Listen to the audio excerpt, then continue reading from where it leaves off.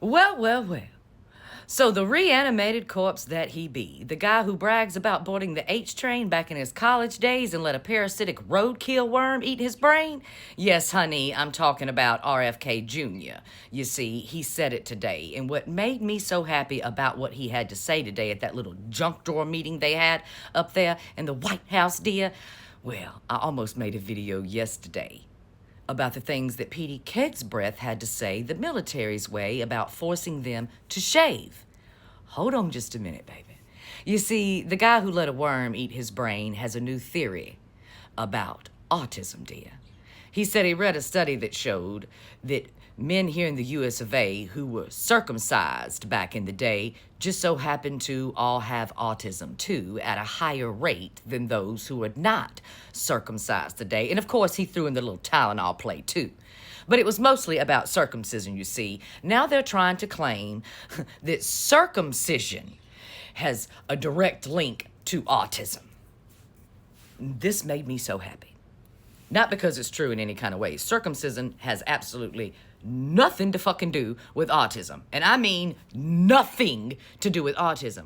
But yesterday I almost made a video about Petey Kegsbreath and the things that he had to say about the military being forced to shave, and I was going to use circumcision as an example. Yes, I was, dear. I was going to put some Christians who believe in circumcision around here in a bit of fear. And I don't have to now because RFK Jr. said everything for me, dear, but I'm still going to explain some shit right here. You see, the cockahead cracker Klansman that he be is really trying to rid the military of anybody who is not as white as can be, honey, just like Petey. Because forcing members of the military to shave is not okay. Ask your darker melanation brothers today what happens when they shave too close to their face. Now, I'm not talking about all black brothers and brown brothers out there, but they suffer from a condition at a higher rate than others, where when they shave too close to their face, they can get bumps and an infection like ingrown hairs. And the reason this happens, by the way, is because their hair is of a curlier, thicker, coarser texture. And it's not just black men this happens to. Think of all the people across the globe and all the hair textures we know. So it's not just black people, but disproportionately it happens more to the black population, baby. So that was Petey Kegsbreath's underhanded way of saying I only want white in my military. And then I was going to tell you about the Sikhs in the military who don't shave because of their religious views, dear. Their religion tells the men not to shave. And they serve in our military too, and they do it really well, boo. When you look into the history of warriors, baby, from the Sikh religion, some of the best that's ever fucking been. These men understand the strategy of war better than anybody I've ever seen, honey. I swear to you, I have a few Sikh friends here, dear. I mean, it's quite intertwined into their religious views about keeping peace, and it's not about bringing violence, it's about strategically and with your full heart and soul keeping peace, okay? So they make up a small portion of our military, but either way, their religious beliefs say that they should not shave. So Petey forcing them to shave is wrong in every kind of way, since we're supposed to be in a nation that is okay with all types of religion. But Petey Kegsbreath is trying to turn it into a Christian nation. And I was going to explain to people, when does it end?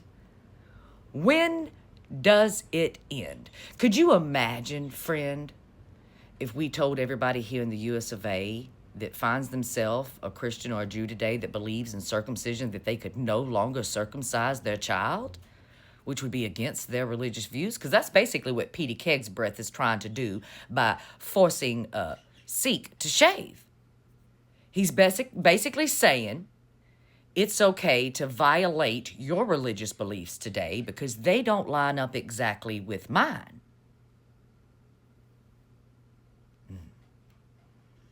So, where do we draw that line? How long until they try to tell you that you're not allowed to circumcise your child because of their ideals of what it means to be natural and Christian and in the image of God, baby? Whose image here, dear? if everything's supposed to be natural, your God-given traits? I mean, you say that nobody is to mutilate their genitals, and I guess you could say circumcision would be a form of fucking genital mutilation today.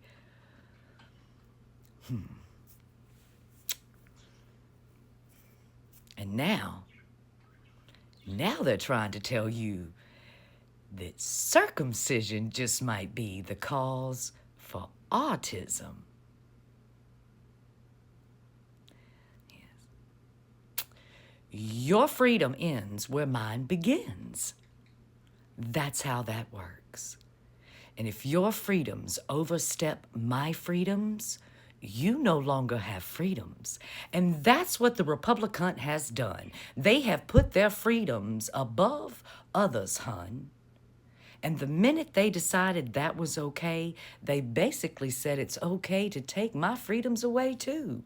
That's what you did when you voted for that fool, because you wanted to take other people's freedoms away. You thought they weren't going to come for you to take your freedoms away too. But that's not how that works. If you're okay with taking other people's freedoms away, that lets them know today that you're okay with handing over your freedoms too.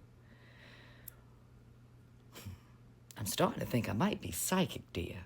Because I swear to you, yesterday I was going to talk about circumcision and then probably in a future day trying to convince you that circumcision is not okay for several different reasons, honey, from body mutilation.